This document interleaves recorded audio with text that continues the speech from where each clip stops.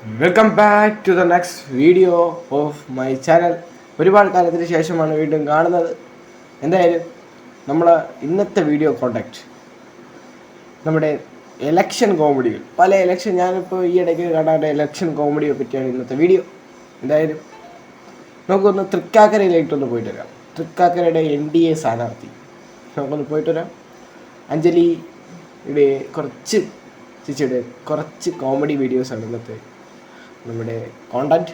നമുക്ക് അങ്ങോട്ടേക്ക് പോവാം. First video.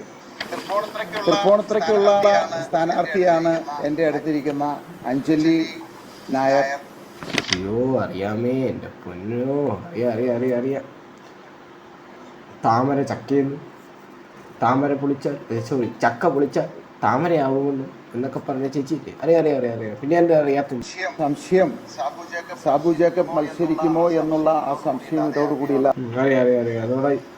അതോടെ ഈ പാർട്ടിയും മുടിയും എല്ലാം മുടിയും, എന്തായാലും ഉറപ്പാണ്. എല്ലാം മുടിഞ്ഞിടങ്ങാണ് ഈ പാർട്ടി. അതെയാകെയാണ്. നമുക്കറിയാം അഞ്ജലി നായരെ പറ്റി പ്രത്യേകിച്ച് പരിചയപ്പെടുത്തേണ്ട കാര്യങ്ങളില്ല.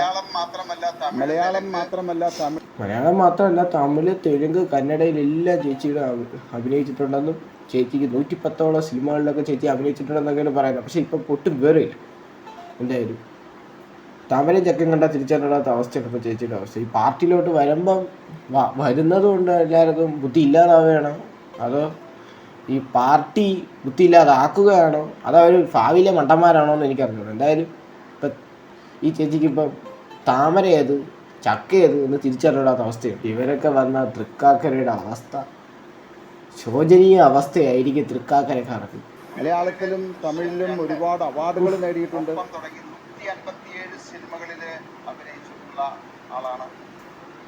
157 സിനിമകളിൽ അഭിനയിച്ചിട്ടുള്ള ഒരു വ്യക്തി അഞ്ജലി ചേച്ചി.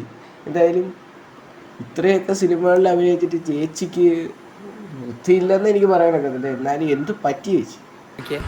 എന്നെ സംബന്ധിച്ചിപ്പോൾ ചക്കയുടെ കാലാണ്. ചക്ക എന്ന് പറയുന്ന പഴങ്ങളുടെ രാജാവാണ്.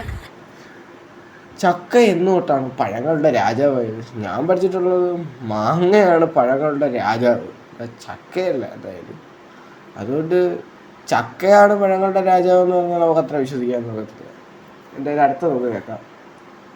അപ്പം എല്ലാവരും ആ രീതിയിൽ ചക്ക എന്നുള്ള ചിഹ്നത്തെ, താമര എന്ന് പറയുന്ന ചിഹ്നത്തെ ഉണ്ടെങ്കിലും പക്ഷെ ചക്ക എന്ന് പറയുന്ന ചിഹ്നവും താമര എന്ന് പറയുന്ന ചിഹ്നവും രണ്ടും രണ്ടല്ലേ ചേച്ചി? അല്ലാതെ ചക്ക എന്ന് പറഞ്ഞ ചിഹ്നത്തിലേക്ക് മാറ്റിയപ്പം വലിയ കുഴപ്പമില്ലാതെയാണ് എല്ലാവരും പ്രതികരിക്കുന്നത്. ചേച്ചിക്കല്ലേ തോന്നുന്നത്, നമുക്കാരൊക്കെ തോന്നില്ലല്ലോ. എന്തായാലും ചക്ക കോമഡിയുമായി വീണ്ടും കാണാമെന്ന പ്രതീക്ഷയിൽ ദിസ് വീഡിയോ.